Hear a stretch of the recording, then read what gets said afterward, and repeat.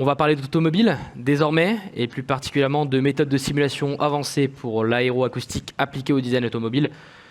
Je crois que c'est monsieur Philippe Mordia Bonjour. qui m'en parlera bien mieux que moi. Je vous laisse la zapette. Merci. C'est quand vous voulez.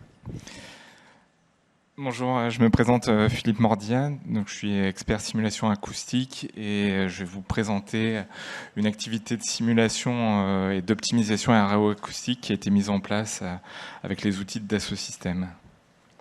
Donc c'est une activité aussi réalisée avec deux autres collègues de chez Renault.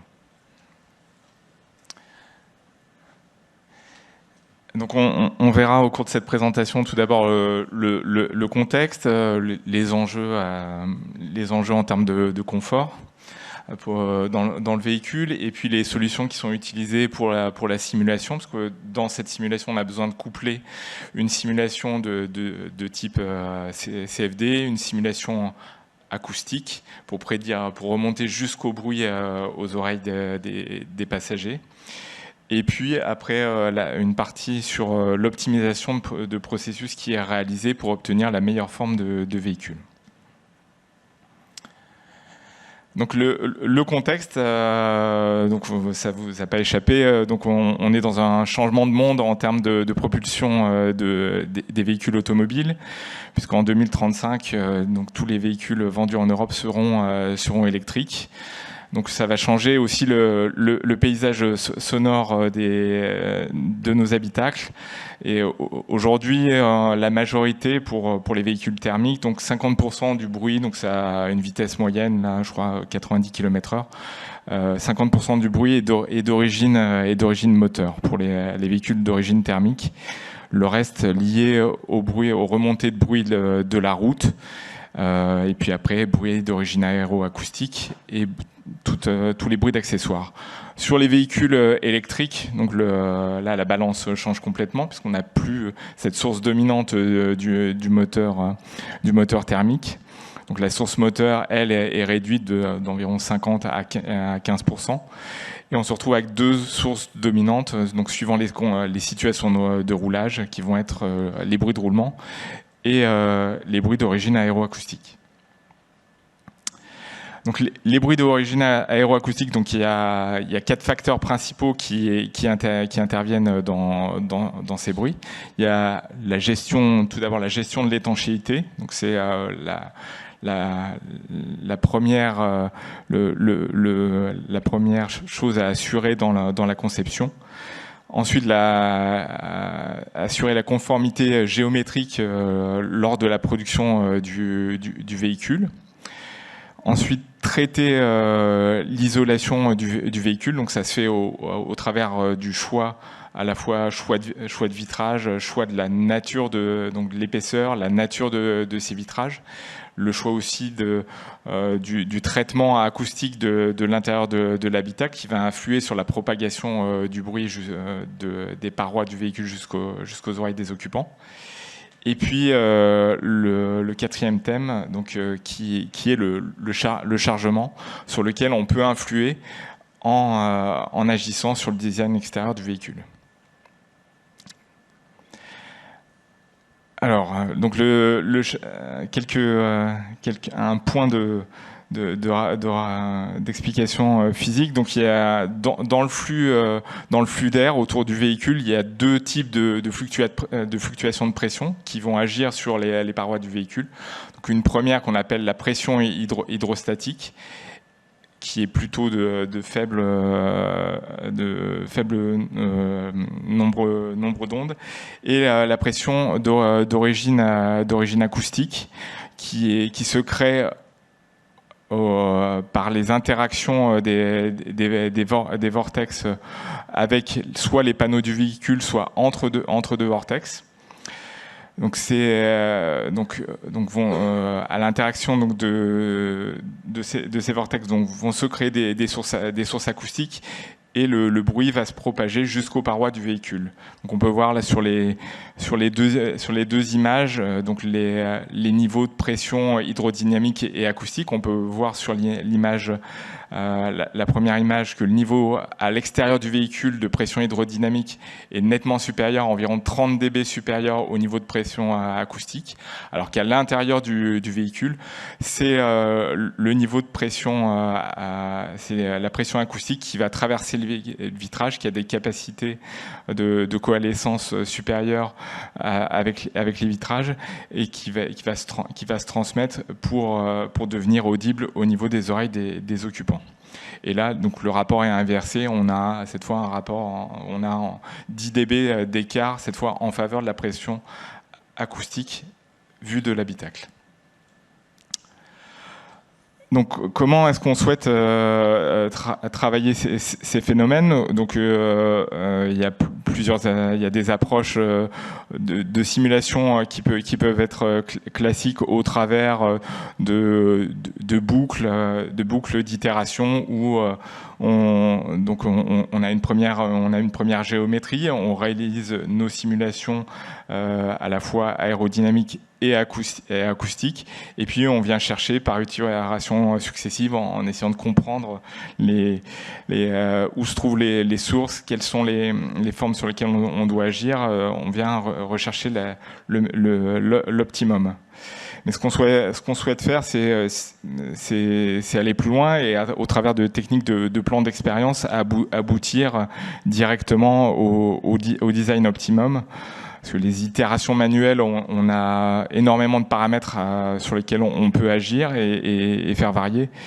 Et donc, on a besoin de s'appuyer sur ces techniques de simulation en complément de nos simulations CFD et acoustiques pour obtenir les optimums de conception.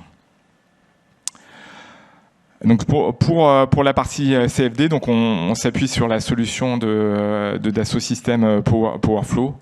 Alors, méthode de Lastil-Bosman, ça a été rappelé ce matin. Le principal avantage par rapport aux méthodes typées Navier-Stokes, c'est qu'elles embarquent nativement dans la résolution de l'équation le calcul de cette pression acoustique. Et donc, on n'a pas un modèle supplémentaire pour venir l'estimer. C'est natif dans la réponse. Donc nos simulations là sur nos modèles de véhicules, donc ça se fait dans une soufflerie virtuelle dans lequel on vient simuler l'écoulement turbulent avec des conditions de pression normale et à une vitesse de 160 km/h qui est notre vitesse de caractérisation des véhicules en soufflerie. Donc on a des conditions limites qui sont placées pour accélérer la résolution. Donc on suppose que le problème est symétrique et on considère le véhicule totalement étanchéifié. Donc ça permet de séparer deux types de problématiques. D'un côté, une problématique qui est vraiment qu'une problématique d'étanchéité et transparence des joints d'étanchéité, et puis une autre qui est liée à la forme du véhicule et à la transparence. Et pour reproduire donc correctement l'écoulement autour de véhicules et capter correctement le chargement aéroacoustique sur les parois de notre véhicule, donc on vient décomposer et discrétiser avec plusieurs niveaux de raffinement les zones de résolution autour de véhicules en s'attachant principalement à ce qui se passe. Donc là, c'est des exemples pour analyser plus finement ce qui se passe autour du montant de baie et du rétroviseur, qui sont des sources importantes de création de sources acoustiques. Alors pour la partie acoustique, donc d'un côté, on a la CFD qui nous permet d'avoir le chargement. Donc c'est une donnée qui vient d'un calcul temporel. On a besoin de passer dans le domaine de la simulation acoustique. Donc c'est ce qu'on fait au travers de la solution WaveSix. On va récupérer les chargements calculés par PowerFlow. en réaliser leur projection et une transformation de Fourier pour passer dans le domaine fréquentiel, et se servir du coup de ce champ d'excitation pour exciter les parois de l'habitacle et propager le bruit jusqu'aux oreilles des occupants. Donc, dans notre modèle, donc on représente les vitrages. Alors, l'aéroacoustique, c'est un phénomène majoritairement moyenne haute fréquence, pour lesquels on peut négliger en fait les conditions limites autour des vitrages. Et les constats expérimentaux sont que les parois opaques on a une contribution nettement inférieure aux parois vitrées. Donc c'est pour ça qu'on s'attache principalement à la modélisation des parois vitrées. Et donc les parois vitrées sont modélisées avec des modèles éléments finis. Et on calcule la propagation dans l'habitacle au travers d'un modèle qu'on appelle SEA, donc c'est Statistical Energy Analysis, qui permet de monter très haut en fréquence pour la propagation du bruit dans l'habitacle. Donc ce modèle SEA, donc une spécificité de l'outil WaveFX, c'est qu'il utilise une méthodologie qui s'appelle SEA gradient, qui permet donc d'obtenir une propagation fine du bruit dans l'habitacle. Et puis on peut dans nos analyses là venir observer au travers de plans de coupe la propagation du bruit dans l'habitacle. Donc cette méthode, on l'a comparée avec des approches plus classiques, donc qui est une approche Boundary Element Method, avec un calcul ici à 2,5 kHz. Donc l'ordre de grandeur, donc c'est environ 2 minutes par fréquence pour résoudre le problème SEA, contre 4 heures pour l'approche BEM, et avec des effets de montée en fréquence qui sont complètement différents. Donc sur le BEM, on est très impacté, on a besoin de raffiner énormément le modèle si on souhaite accéder à des fréquences supérieures, et pour nos simulations aéroacoustiques, on monte jusqu'à environ 5 kHz.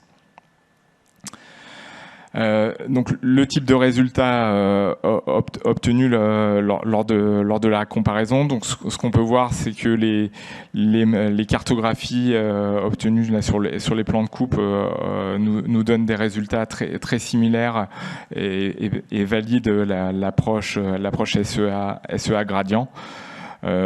Donc ça nous a permis du coup de qualifier et nous assurer que la méthode était bien applicable pour ce type de phénomène. Donc ensuite, ce qu'on fait, c'est qu'on utilise ces deux simulations donc pour que l'on rentre dans un cycle d'optimisation. Donc il y a une partie de pré-processing suivant le problème à traiter, sur lequel on va paramétrer notre géométrie. Alors ça peut être réalisé soit à partir de morphing ou de CAO paramétré. Donc on définit une série de variables. On dispose d'un outil qui permet de générer le plan d'expérience avec la variation de paramètres à réaliser et à générer, et ça nous permet de générer ensuite tout l'ensemble des géométries qui vont venir alimenter le plan d'expérience. Donc ici on va voir l'exemple d'un modèle de rétroviseur. Donc ces géométries viennent alimenter un modèle complet. Donc c'est la flèche 3. Ce modèle est calculé sous PowerFlow. On récupère en sortie de calcul PowerFlow les pressions, les fluctuations de pression sur les surfaces du véhicule. Et ces fluctuations de pression alimentent la simulation WEF6, sur lesquelles on est capable d'obtenir du coup le bruit aux oreilles des occupants. Et on calcule un indicateur scalaire pour du coup pouvoir faire une optimisation, donc qui s'appelle l'indice d'articulation et qui est un critère psychoacoustique utilisé qui décrit la capacité aux occupants là ici de nos véhicules à converser. Donc on boucle ensuite pour l'ensemble de nos géométries. Et puis on dispose en sortie de cette boucle d'optimisation d'un outil de visualisation dans lequel on peut faire varier et comprendre l'influence de chacun des paramètres qui sont rentrés dans notre calcul d'optimisation. Donc voilà le type de résultat qu'on obtient. Ici, là, on a sélectionné là pour 5 paramètres. Donc on peut voir leur influence sur le critère d'indice d'articulation.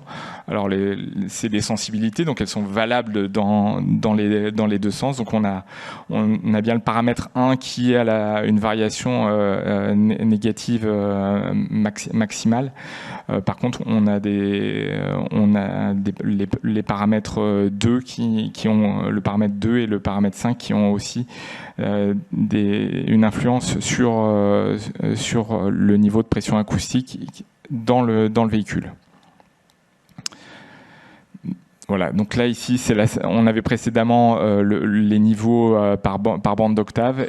Et ensuite, on recalcule donc notre critère d'indice d'articulation.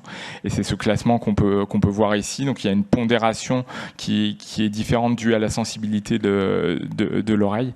Et donc on obtient ce classement différent. Ici, c'est quand on agrège l'ensemble des données, c'est bien le paramètre 3 qui a le plus d'influence. Donc pour analyser et pouvoir discuter ensuite avec les designers, donc on dispose d'un outil web qui nous permet, là ici, vous pouvez voir en haut à droite, on peut faire glisser et faire varier la valeur de ces paramètres et regarder sur la jauge qui se trouve en haut à gauche la valeur d'indice d'articulation. Et le jeu est d'avoir la valeur d'indice d'articulation la plus haute possible. Donc ça nous permet, voilà, c'est un outil extrêmement important pour pouvoir ensuite communiquer nos résultats de simulation avec les designers.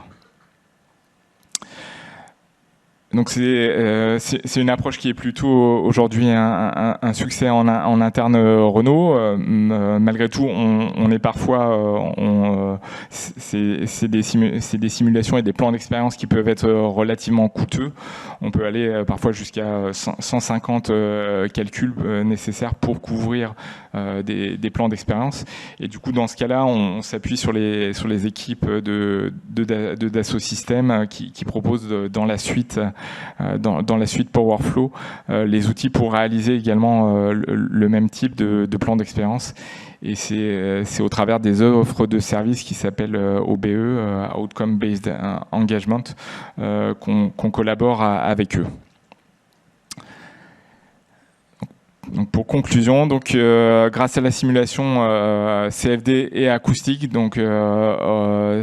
ces simulations permettent à Renault d'anticiper et de converger plus vite sur le design du véhicule, de comprendre clairement le lien entre la forme du véhicule et sa performance aéroacoustique, et de faciliter la communication entre les concepteurs et les designers. Et je pense qu'on en a parlé un peu, ça a été évoqué en début d'après-midi. Donc les prochaines étapes, on souhaiterait connecter ça avec des outils de réduction de réduction de modèles pour accélérer la réalisation de ce type de plan d'expérience. Merci.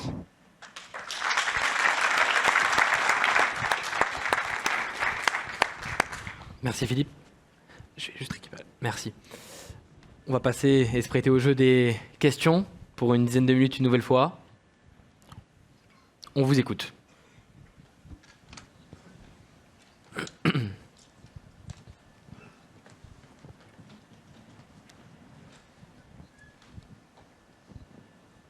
qu'il y a une question ? Oui, bonjour. Cyril Larrivé d'Assaut Systèmes. Finalement, le problème, c'est qu'on a des oreilles, finalement, je pense. Et dans certains domaines, notamment dans l'aviation, ils décident plutôt de mettre des casques anti-bruit. On ne va pas en venir jusque-là. Mais existe-t-il des systèmes, une sorte d'émetteurs de fréquences inverses, en gros, pour limiter les bruits dans l'habitacle, par exemple ? Alors oui, ça existe. Alors plutôt pour des bruits de plus basse fréquence. Donc il y a des systèmes qu'on appelle Active Noise Control.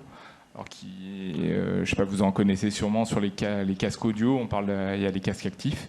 Donc il y a le même type de système qui existe pour contrôler le bruit moteur.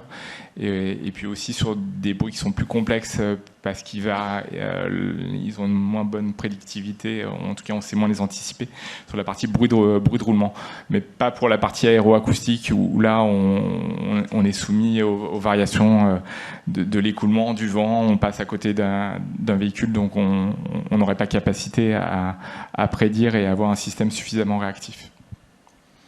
Merci. Merci. On a deux questions.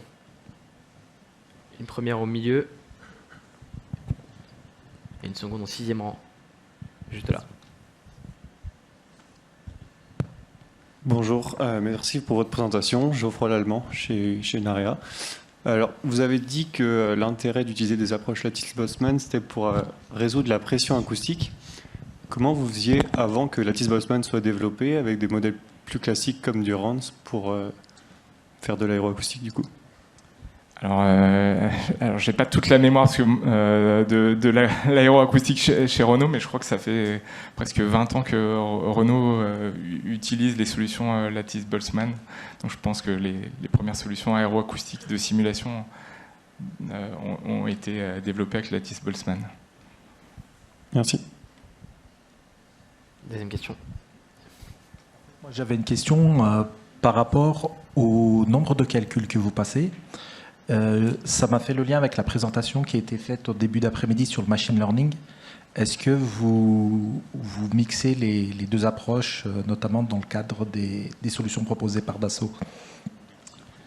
Alors pas encore. En tout cas, c'était bien le dernier point de la conclusion. Effectivement, là, les approches de réduction de modèles, machine learning, elles ont effectivement tout leur intérêt pour ces simulations qui sont très coûteuses. Tout à fait. Mais c'est pas encore. En tout cas, on les utilise pas encore aujourd'hui. Éric Lipinois, Safran Aircraft Engines.